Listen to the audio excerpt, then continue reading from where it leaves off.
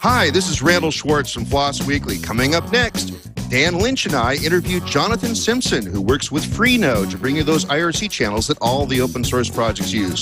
Stay tuned.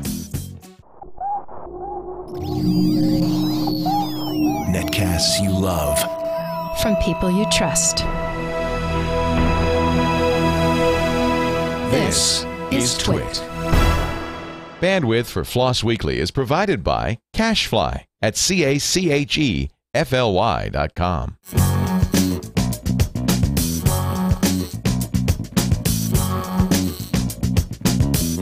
This is FLOSS Weekly with Randal Schwartz and Dan Lynch. Episode 121 for May 27th, 2010. Freenode. It's time for FLOSS Weekly, the weekly show about free, libre, open source software. I am your host, Randal Schwartz, coming to you live, this time from the 43rd floor of the 9th tallest building in downtown LA. Having a great time here in the slightly different surroundings. I think that's a map of the internet up there behind me for those that are watching the video. I have yet another co-host. John O. Bacon's shoes were way too large to fill. So this time I decided to get a token UK Brit voice. Let's bring him on. Hey, Dan Lynch, come on, welcome to the show. Hey, thanks very much for having me on. Yeah, I thought you needed another sarcastic Englishman, so I thought I'd better step in and fill John's boots, as you say. And he has pretty big shoes to fill there. And Dan, you and I actually go back a ways because I was on your show. A lot of people actually listening to this will know you as the leader of the Linux Outlaws show. Why don't you tell a little bit about that? Yeah, I do a weekly podcast called Linux Outlaws, which I co-host with Fab, who's in Germany, and I'm in the UK, based in Liverpool, as you might some of the more local people will recognize from my accent. And yeah, we do a weekly show about Linux and open source news, and we have guests on, such as yourself, and we have lots of interviews and features, reviews, things like that. It's every Monday night, linuxoutlaws.com.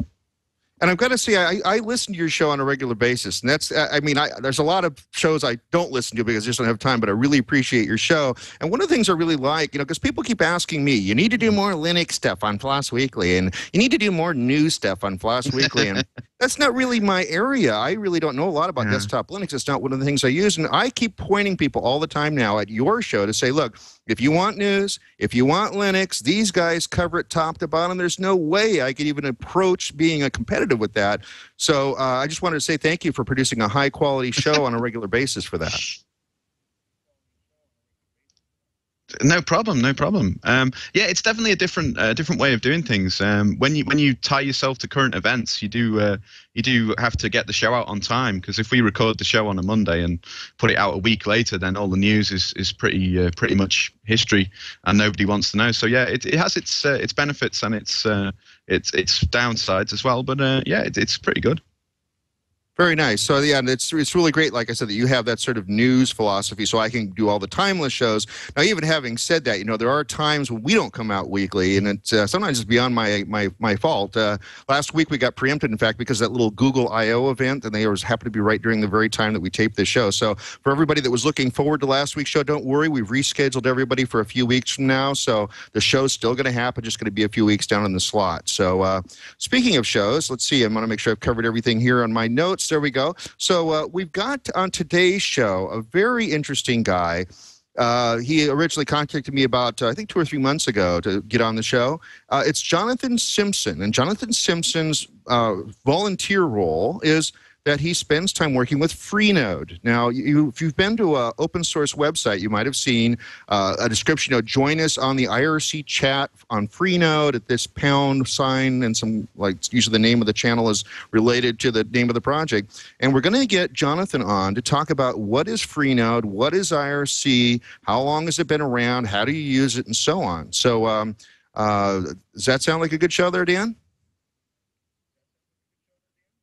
Yeah, it sounds great. I mean, we use IRC for Linux Outlaws, and I know Jonathan a little bit. He's helped us out. He actually bailed us out when we first set up our IRC channel because I didn't know what the hell I was doing. And he saved us from spammers and other kinds of people. So yeah, he's definitely an interesting guy to talk to. So let's go ahead and get Jonathan on the line. Hello, Jonathan. Hello. Hi. So where are we speaking to you from? I'm currently in Conshohocken, Pennsylvania, in my company I work for in their in a spare conference room. I sort of hijacked for today. Very cool. Very cool. Well, glad to have you on the show. We've been chatting for a while to get you on the show, and I'm here with Dan Lynch. I think you actually have met him, right? Not in person, but we've interacted a little bit before, dealing with originally with his IRC channel on Freenode, and since then periodically for other stuff. Well, cool. Hey, so as we're getting started here, I went into a bit of explanation at the beginning of the show, but let's go take this all the way back, because there may be a bunch of our audience that doesn't even know what IRC is. Can you explain what IRC is, maybe where it came from? Sure. IRC is a very old, in terms of internet stuff, protocol used for communication. At its most basic, it's just a way for people to talk to each other and communicate. It's very simple. It's based on plain text. You can actually get onto IRC with a telnet, for example, if you know the right commands. It's not very simple that way, but it can be done. So basically, it's a chatting system, internet relay chat. That's where the name comes from. That is where the name comes from.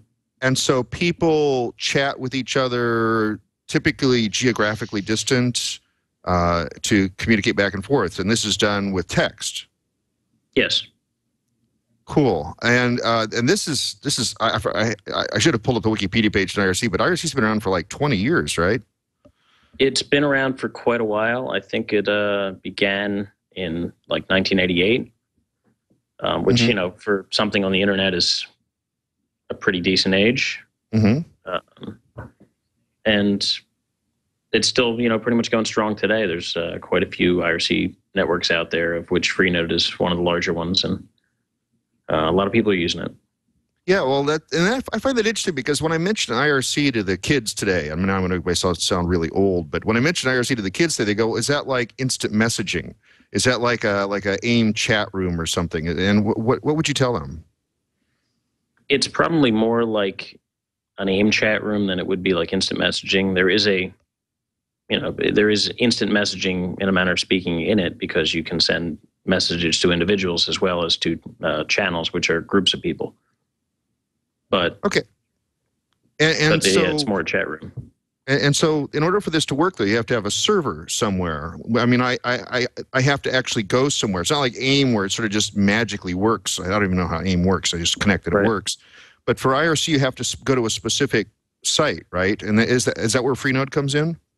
That is where Freenode comes in. Freenode is one of those networks, which is made up of multiple servers. With AIM, it just sort of works because it's built into the software. It knows where to go. Mm-hmm. With IRC, you have to know where you want to go. So there's more choice. There's more freedom, but it's a little less simple. A lot of the mainstream IRC clients come with a lot of these networks pre-populated in them, so you can just pick one, but you still have to know, where am I going? Right. Now, and there's Freenode's just one of the networks then, right? Yes. Or what are some of the other ones that are big and perhaps popular? Well, there's quite a few big ones. There's FNet, Dalnet, and several others. I don't know all of them. There's literally hundreds of IRC networks, and they vary in size from something somebody put together with a couple of their friends to tens of thousands of users. And that is one thing that's interesting about IRC, is that you can set it up just for like within a company or within a group. There's nothing special really about running an IRC server. It's just that nobody would know about it unless you told them about it. Exactly. Okay, so let's get back to Freenode's purpose then. So Freenode is a series of machines, actually. It's not just one machine. Do I need to connect to a particular one for a particular channel, or are all the channels just show up everywhere?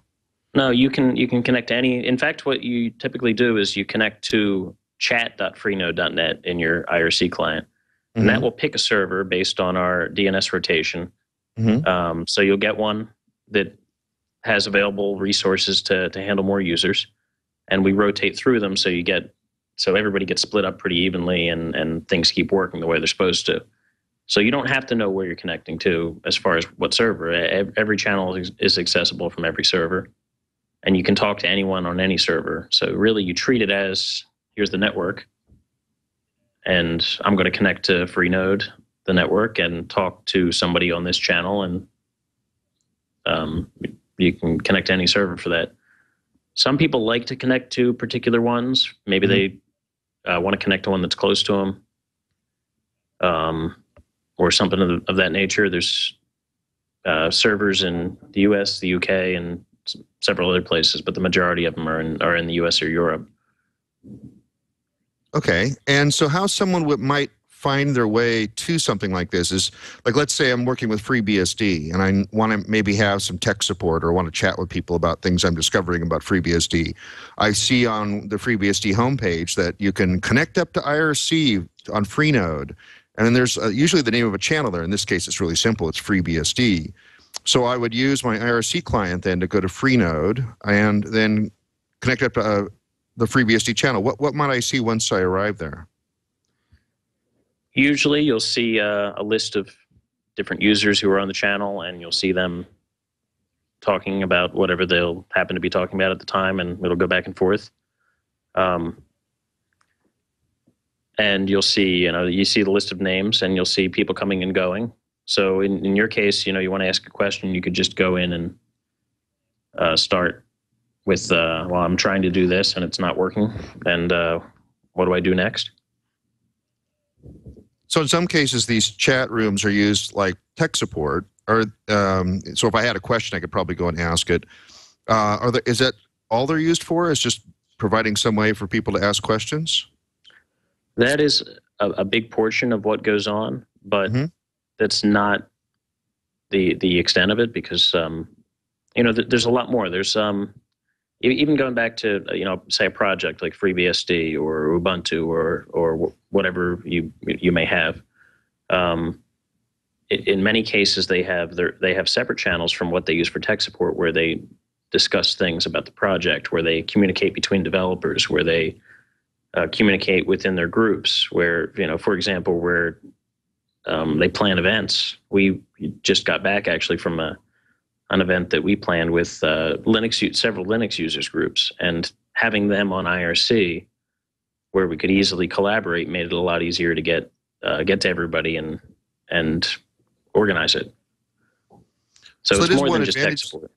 Yeah, that it is one advantage of this is that it's real time. People are actually chatting with you right now, no matter where they are geographically then. Yes. Now, does that, having to communicate with a bunch of other people in a text chat, does that ever lead to problems and issues, or is it always pretty clear? Well, just like any text chat, you lose some content by not being face-to-face and not hearing, intonations in the voice, stuff like that. So there's always a little, I'll say, signal loss there. But by and large, you can get through that. And for some things, it's a lot more useful. It's a lot harder to give somebody some obscure shell command over the phone than it is on a text-based medium, be it IRC or a forum or an email, because they can take that and use it and be sure they're doing it right. So there are disadvantages, but there's advantages for that purpose as well. I remember trying to do support for people early in the web when Perl started being used for CGI a lot. And I remember people coming into the Perl channel asking very complex CGI questions. And it was like, I always likened it to maybe like trying to teach somebody how to fly a plane through a text chat or instant messages or SMS messages. My throttle's on. Now what do I do? Something like that.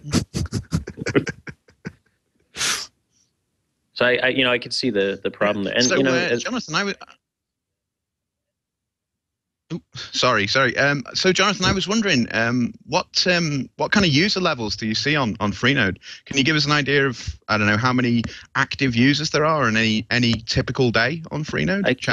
I can tell you what we have right at this moment. and I'll tell you whether that's about the normal. So right now we have 61,789. And that's about where we've been averaging recently, is about the 60,000 mark. So that's 60,000 across the entire network, connected to all the machines at once? Yes, that's at this point in time. That's not necessarily, how many are going to connect today, but that's how many are connected right now. Now, my experience of Freenode channels is that there's a lot of people idling on a lot of the channels. Why would people do that? Well, I'm one of those people, so So why do you do it?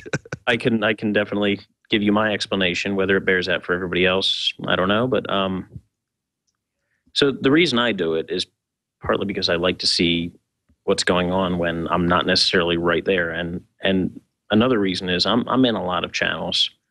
I'm in probably about 60 channels at any given time, and often many more than that. And just rejoining all those, if I close my client, would be irritating. But beyond that, it's useful to me to see what goes on when I'm not actually there. Mm-hmm. And so that's really my reasoning. And a lot of people do the same thing. I know Dan doesn't. So do you actually scroll back through the history? No, I don't. You know me too well. Do you actually scroll back? Because I know what a lot of people do. What you're saying is they have a lot of channels that they're in that they maybe not actively reading all the day. But what a lot of them tend to do is go back maybe later in the evening or something and scroll back through the channels. Now, that seems like a lot of work to me. And I've got to be honest, I'm far too lazy for that. So do you do that? Do you go back through chats and pick up old conversations and things? I often will go back, but usually it's something that triggers it. For example, I have, like highlights that'll highlight if somebody says my name or something like that, and I'll go back and see, well, what were they looking for? And there's other things like, there's channels that are important enough to me that I will go back and read everything. But it depends on what it is. Like there's an Ubuntu channel that probably gets 1,000 lines every 5 minutes. There's no way I would read the scroll back on that, but I'm still there and I'll still find out what somebody said to me if they did. Yeah. Well, that brings up an interesting point. What do you think your busiest channels are on Freenode? Say like the most popular ones. I imagine Ubuntu's quite busy. Do you know what the biggest ones are?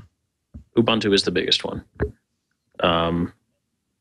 It has. Give me a moment, and I'll give you the number for that too.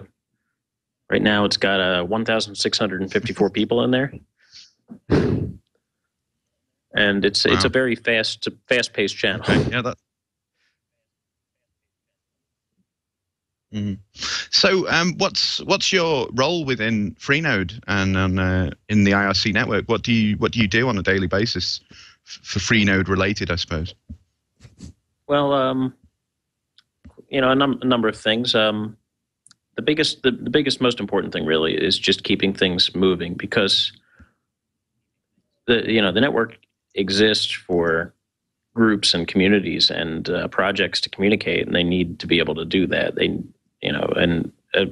can give you a specific example, Dan, that you probably recall is your guys' channel wasn't registered correctly, and we had to work through that and figure that out. So, things like that, just dealing with issues.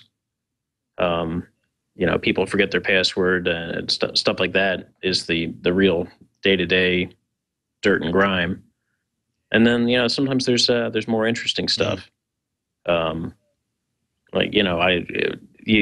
get into a conversation over, is Freenode the right place for me to have a channel for my project? Because we're not a general purpose chat. We don't, intend to provide resources for people to just come and chat about whatever. We have a pretty specific goal in mind. So. So how many staff does it take? Because I know you call them staffers, the Freenode staffers, as they call them, but I believe they're mostly volunteers, aren't they? Or they may even be all volunteers. So how many of those people does it take, like yourself, to keep Freenode as we know it on the air, so to speak, or on the net? They are all volunteers, and there's generally under 30. You put it in those terms, there's about 2,000 users for every at any one time for any one staffer, and all those staffers are not going to be around at the same time either. So it can be entertaining at times if there's a lot of things to deal with. And how do you have fundraising? Well, that makes sense. Now, sorry. Sorry, I stepped on you. How do you have fundraising for that? I mean, is that how you make? Is that where you get stuff? Is it donations? Is it charity drives? How do you got to obviously, like I said, pay for the equipment and stuff, right? We actually don't have to pay for the equipment, and the way that works, but we do still have fundraisers. So I'll explain both aspects. Okay. We have fundraisers because there are costs that we have.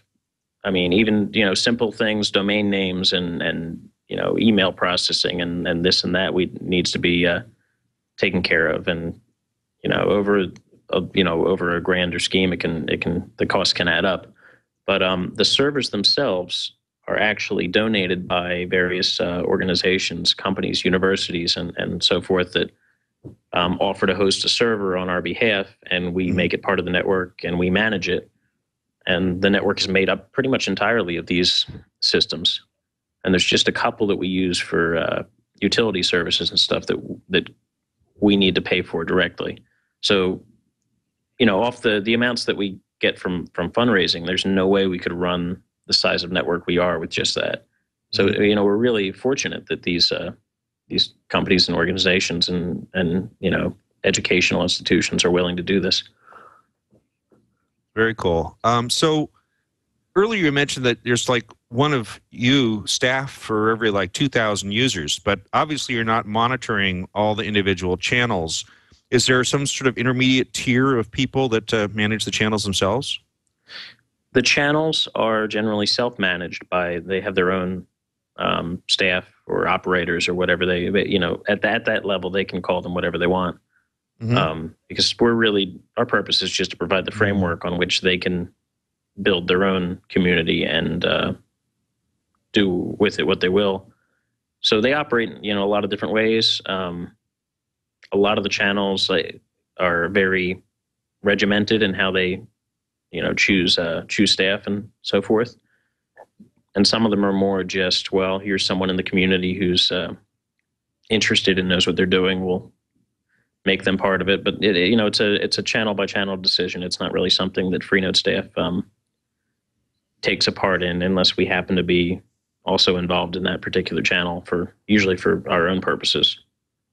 Now, if I just want to get together with some of my friends to chat about some open source project, presuming it's within the scope of what Freenode is supporting, I can just go in and make my own channel and tell my friends about it, right? You can do that. There's some guidelines on what kind of channel. We distinguish between two kinds of channels. Okay. We have what we call official channels, and then we have unofficial channels. And the difference is, if you're familiar, with IRC, how IRC channels are named, they're prepended with a hash mark. Okay. So on Freenode, a single hash mark indicates a official channel, while two hash marks indicates a unofficial channel. So you have a channel like Hash Ubuntu, which is the official channel of Ubuntu. And then you have a channel like Hash Windows. Well, Microsoft doesn't have a presence on Freenode. They have no relation to that channel. It's just there because someone thought it would be a good idea to help out people who need help with Windows. Okay. So if I was part of a group that just needed to casually meet to have a conversation, I could just create a channel for my open source software and just tell my friends to come there. But how would I then go about making it like an official channel for official representation? So to make it an official channel, I mean, number one, if it's a relevant project or a group, like a Linux users group or pretty much anything that has real, relevance like that and some sort of verifiable presence can be an official channel. So you can register the channel with the channel services. There's an IRC mechanism. It's called ChanServe that you can register a channel with. But to complete the registration process as far as being an official channel, we require that you register with Freenode, the entity, as well as the channel services. And we have a what's called a group registration form that you can fill out online that says, this is who I am, this is what my project is, this is the channel or channels that we need. And that gets processed to basically sort of creates a relationship between here's someone from my project that's willing and able to administer our IRC stuff. And then we know who that is, because there's things you can do with that. You can have cloaks on your username that say, I'm associated with this project, and stuff like that based on that registration. Yeah, I mean, it's really a complex infrastructure, ecostructure, because I have like a registered name that is protected by passwords so that nobody else can be me can be Randal Schwartz on Freenode. So people are guaranteed that if it's me, or if it says it's me, it's probably me. Well, unless they stole my password, I guess. But I really like that sort of infrastructure is all there. I also like that you are willing to pretty much host any open source project within your guidelines, so that I don't have to, as a small open source project, go, well, now we need a server running somewhere and we need to babysit these equipment. Freenode's doing that all for me. Yeah, that's kind of the idea, is to, to take a little bit of that away. Because, I mean, let's be honest, if you're starting an open source project, you probably have more important things on your mind than trying to host an IRC server or any kind of chat service that you're going to have to maintain and keep, troublemakers off of. And I'm not saying that we watch every single channel and intervene when someone's causing minor problems, but we can at least make sure that the network is running as well as it can, and that's one less thing for people to worry about if they're trying to actually get work done. And that's really, I think, where we fit in. So in essence, you're offering the chat infrastructure the same way that, say, GitHub or SourceForge would offer the shared repository. Absolutely. Yeah, cool. All right, that's really amazing. Now, how did this all start? How did Freenode come about? Well, there was a channel on another network, and it sort of started with that, and it's grown substantially past that. It actually began on, I mentioned FNet earlier, and there was a small channel on FNet that Freenode, some of the original founding people were talking there, and eventually, after moving around a couple times, started a separate network, which eventually evolved into Freenode. So it started with, a handful of people, and now, years later, we have 10,000 channels, 60,000 users. It's become a huge thing. Now, there's a guy who went by the name of Lilo. I don't know how to pronounce it. Yeah. Sorry. Did he start Freenode? More or less, yeah. Lilo started. Lilo was basically the founder, and for a long time was the head of staff. Although that was actually before I got involved with Freenode. Mm-hmm. And he also, I think, started Freenode as actually the PDPC, which we also should get to in a few minutes here. The PDPC, which was a nonprofit in the U.S. Now it's a nonprofit in Europe, right? In yes. the UK. Well, it's actually seeking charity status in the UK, which takes a while. You have to prove that you're. It's a bit more complicated than here, unfortunately.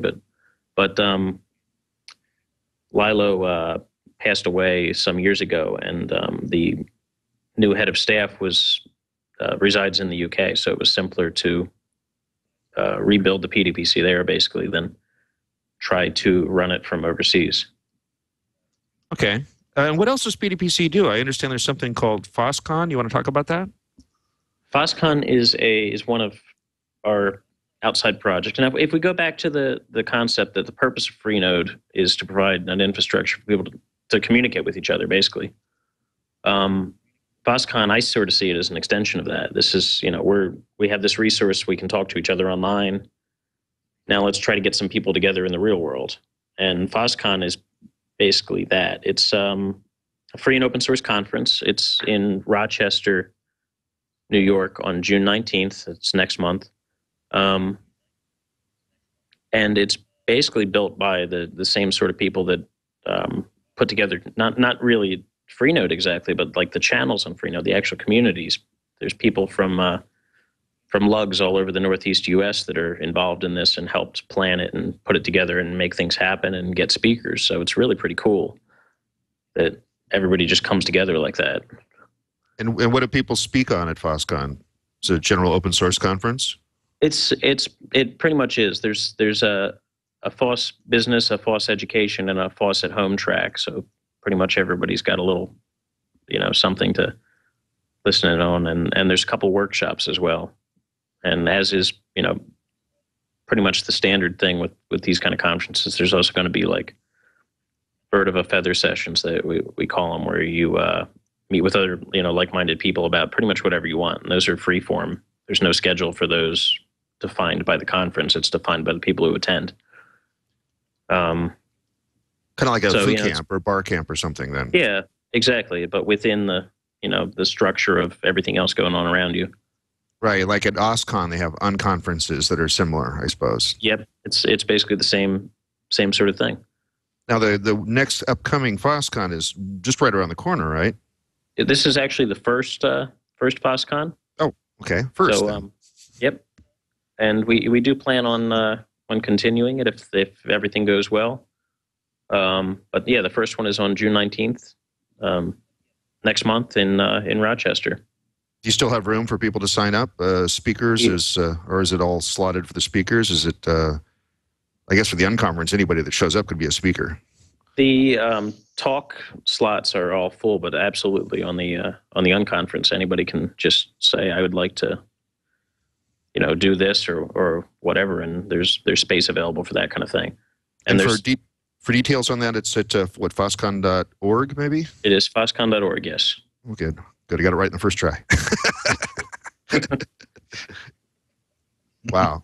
Well, so that sounds encouraging. Yeah. So, go ahead, Dan. Sorry to cut in. Speaking of events, something else that Jonathan's involved with that I know a little bit about is something called the Geeknik. Now, I wondered if you could explain for everyone listening and watching what a Geeknik is, Jonathan. A geeknik is when a bunch of geeks get together in a park and try not to burn it down while making hamburgers, basically. But right. But or sometimes more than that. Okay. We actually just got back from a geeknik a couple days ago. Me and some people from the Philadelphia Linux Users Group and some of the New York Linux Users Groups, New York City Linux Users Group and Long Island Linux Users, a bunch of people from all around this area, and we went camping for 2 nights in a state park in New Jersey, and we've done that twice now here, but it's a lot of fun.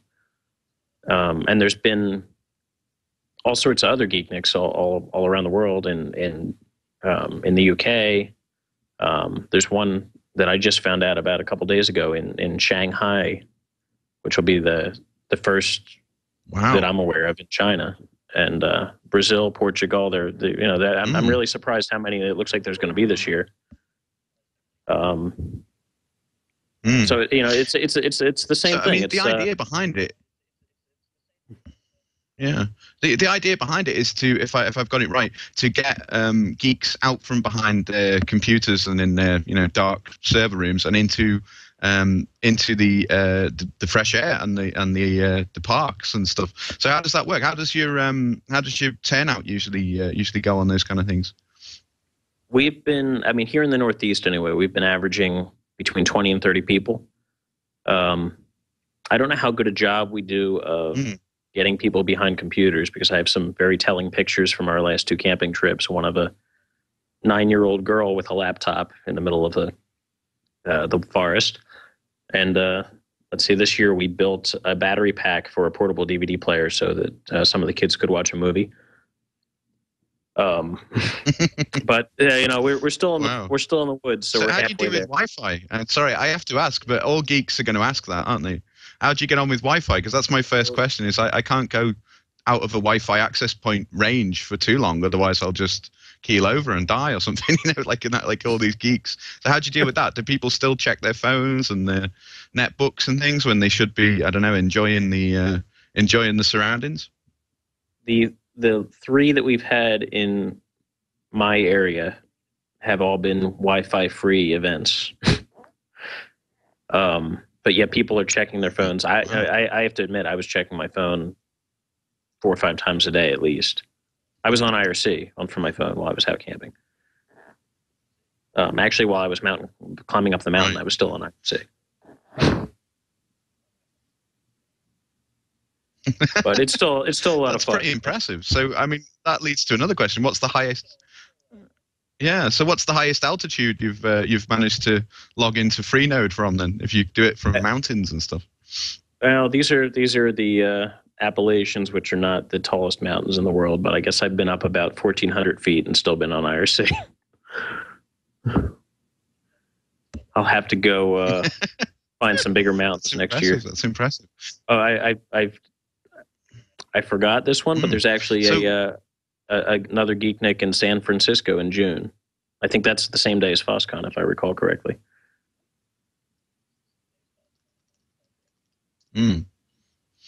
Cool. So, where can people find out more about Geekniks if they want to meet up and get to meet other geeks and see the sunshine? Hopefully, if the weather's good. What's the address for that? That's geeknik.org. I guess you're a lot more likely to see the sunshine over here in the U.S. than over your way, Dan. Yeah, that's true. That's true. I don't know. It depends what part of the U.S. you're in. If you're in Alaska, then I don't know. I don't know how the weather is there. Yeah. So another thing I was going to ask you about very quickly is that you used to have, or you still have technically, a podcast to do with Freenode. I don't know if Randal knows about this, but there was a podcast called Free as in Node, which I was quite a big fan of, and it seems to have gone quiet and there's nothing happening. So can you tell us if that's going to come back? Is there any plans to do more? Because people are asking me, the fans want to hear more from that. You know what? People ask me that regularly. And to be honest, I didn't have anything in particular to do with that project, but I share your pain because I enjoyed it greatly myself, and I would love to see it come back. I'd even go so far as to be a part of it but when it comes down to is when you're working with volunteers, sometimes it's hard to keep things like that going. And we lost one of the people that we had working with us who was doing a lot of the pre and post production work, which I think right now we just don't necessarily have someone able to fill that role. Right. But I miss it too. Okay. Well, yeah, it can be. I mean, it's a lot of work. Yeah. There is a lot of work involved in editing podcasts and stuff. So just getting back to Freenode business very quickly. One of the big things that people like to do with IRC chat rooms, something I've done a little bit of, is embed them into your own website. And I know that caused you some problems on Freenode recently with spamming and JavaScript spammers and things like that. And I think you had to change your approach to how you let people embed stuff on the site. Can you tell us a little bit about that? About what kind of happened there? What actually happened is there's a way, or there was a way with our old IRCD, which was rather old. We recently replaced it, which was, I guess, 2 months ago now. And there was a way with JavaScript to make other people's browsers connect to IRC and send spam over HTTP, which was a problem. It made the real problem here is, to put it simply, someone puts a link into IRC, someone clicks on the link, they go to the web page, and that web page makes them spam as well. So as long as people keep clicking the spam keeps getting sent by someone new. So even traditional methods, well, you can remove the spammers from the network. Well, if everybody clicks the link, we'd have to remove everybody from the network, which isn't a great solution. But so so basically the solution was something we were already in the process of doing anyway. We just moved it up the plans a little bit, was to replace our IRCD with one that had a little bit better protection from things such as that.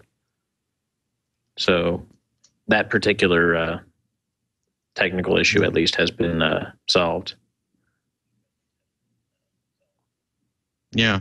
Now you've changed it. You used to be able to use things like Mibit, which is a tool for embedding these scripts and things on your own site to link up to IRC. And I think you've actually blocked Mibit now, and you've moved towards, I think iframes is the approved way to embed Freenode on your site now, is to use an iframe. So is that the solution now?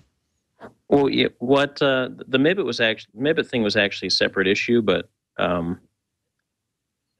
yeah, we have a if you go to webchat.freenode.net, there's a web chat there that we borrowed from the good people of QuakeNet that we're actively part of the development of now. And the reason all web chats sort of have the same problem. And that problem basically is somebody's going to your web page, and your web page is contacting us on their behalf.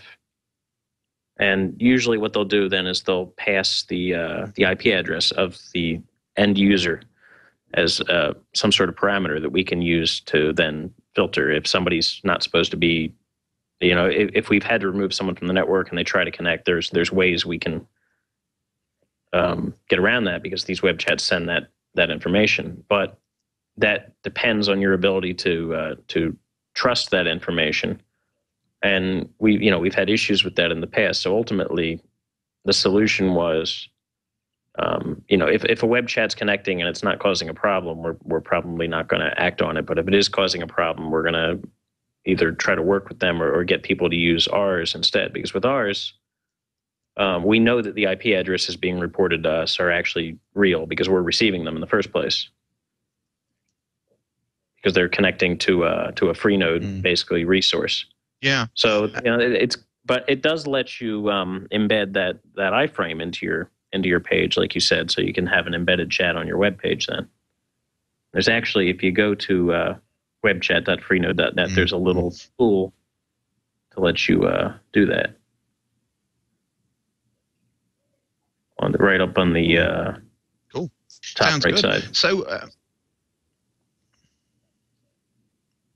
So a lot of people are still doing that, and it's good to know that there's a solution for that, because I know a lot of people like to embed these things in their sites. Just as a kind of a general question then, obviously IRC has been around a long time. We've talked about that, about 20 years or so. But in this kind of changing age with, Google Wave and all these other things coming at us, do you think IRC will still be around in another 20 years' time? Do you think we'll still be using it? Or do you think other things will come along? What's the future for IRC? Well, I'm hoping it doesn't get replaced with Twitter, because 140 characters just isn't enough for me. But I could see it being around for a good long time, just because it works well, and as long as it meets people's needs, people are going to use it.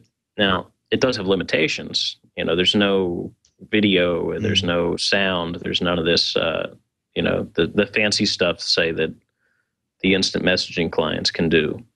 But that's kind of its appeal too, because that means it works. Like I said before, you can connect a Telnet client to an IRC server and you can use it. It might not be pretty, but you can use it, which means it's approachable and it's very open in its implementation. And I think when we're the kind of thing we're talking about here is providing free and open source software projects with a framework to communicate. I think the more open it is, the better. And the more approachable it is, the better. It also has the advantage that it's been around for so long that there's so many clients set up for it, so many different ways of getting into it. I was just going to say, IRC is 20 years newer than SMTP, and we still haven't replaced that. So it's pretty unlikely we're going to replace IRC anytime soon.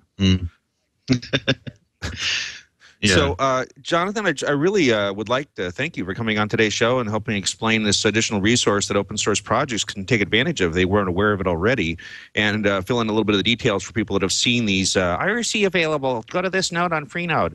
Now people will know kind of what that all is that are in our listening audience. I'm sure there's at least 4 or 5 people out there who now go, oh, that's what that is now. So really appreciate you taking your time. Is there any last thing you want to tell us before we let you go? There is one other...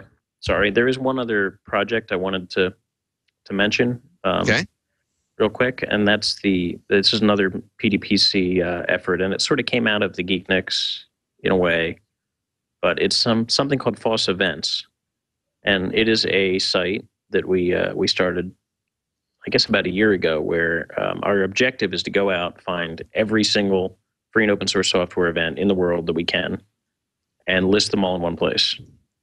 And I'm not going to say we've been 100% successful at finding them all, but that's our goal.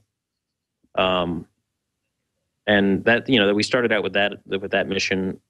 And again, same thing. We're trying to get people together in the real world instead of just online. Mm-hmm. And other people are already getting people together in the real world. We might as well leverage that.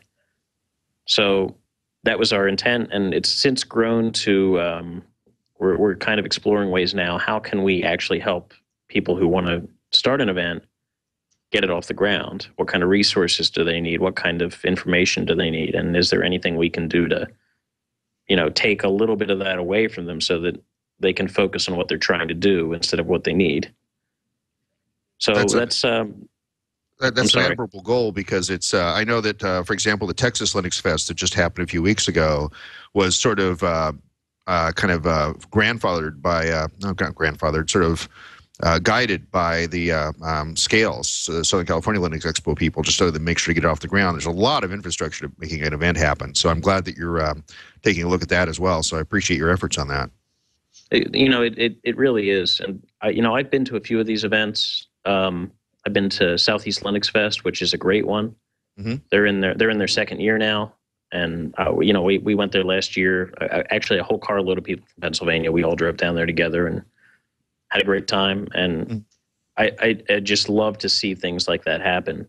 So if there's anything we can do to make it a little less painful than it is. I mean, those things like, do you start a nonprofit for your event? Things like that are hard. Mm-hmm. And they're harder still if you don't know what steps to take. So that's kind of what we're after. How can we help these people do more with their time and not waste it trying to, well, how do I do this? How do I do that? If someone can tell them, then give them that little head start, they can spend more time on making their event awesome. Mm-hmm. And what's the website for that? Where do people go to find out? That's fossevents.org.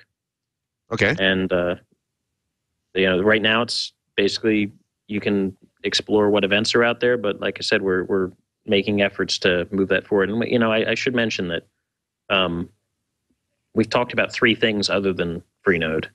Mm-hmm. We talked about FOSSCon, FOSS Events, and Geeknik. Each of these have their own IRC channel on Freenode where you can come to talk about them, their future, where they're going, and find out pretty much whatever you want from the people who are actually making it work. So great. And those are #FOSSCon, #FOSS Events, and #Geeknik, respectively.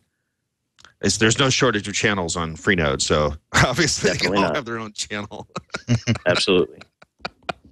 Well, again, Jonathan, it's been a pleasure having you on today's show. I appreciate you coming on and helping us understand more about what PDPC is all about and what you're all about. Appreciate you coming on. Thanks. No problem. Thank you very much. Great. Thanks, So that was Jonathan Simpson with us from the PDPC, representing Freenode and the other projects that he talked about. Interesting, huh, Dan? Yeah, very interesting, and I think he's very involved in events, which is a really interesting area, as you said, because I think we need to get together physically more and be in the same place, and kind of that's where great new project ideas come out and things like that, I would say. Yeah, I've been listening to the Linux Outlaws, and I hear that you guys just got back from a big event. Was it Bar Camp or something?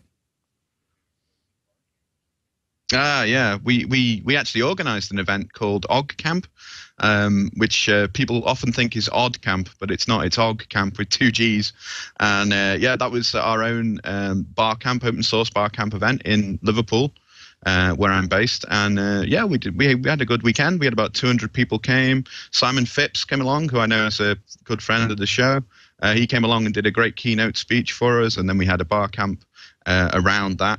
Yeah, it went really well. We got a good attendance, and hopefully we'll make it bigger and better next year. Very good. Do you want to tell us again where we can find out about your show, the Linux Outlaw Show? Where do I get to that?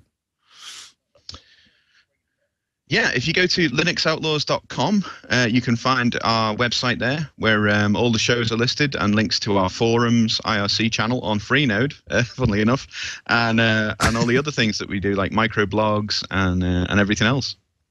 Very good, very good. So let's talk a bit about our upcoming guests for Floss Weekly. Next week I have Matt McCall. He's going to talk to us about Mercurial, which is a distributed distributed version control system, kind of like Git and Garrett and the few things we had there. We also have coming up after that, I have just added to the schedule, I believe, Nicole Yankovic, one of those, talking about Open Wonderland, which is a 3D immersive environment written in Java. Should be interesting, collaborative working environment. Matt Ray and Mark Hinkle are going to be on the week following, talking about Xenos, which is a monitoring platform to make sure your systems stay up and running and notifying you when they don't. Anthony Bryan just got added with the MetaLink project. I believe that's a way to identify where resources are on the net so that you have one universal way of saying this is how to get to it. So no matter whether you're using a browser or a torrent download or whatever, they can get the information there. Michael Idema is going to talk to us about the Ascosia PBX, which is an embeddable small PBX system for SOHO, small office, home office sort of operations. And again, also just added to the schedule, I think since last week, we have Guillermo A. Amaral, who goes by the online handle of Gamarol, which always reminds me of Gamera, the flying turtle from the old series. He's going to talk to us about open source conferences and activities in Mexico across the board there. Sounds like a really good setup. And of course, you can always go to twit.tv/floss, see our upcoming schedule there, see how to get a hold of me to suggest new people. Again, I guess it's the end of every show.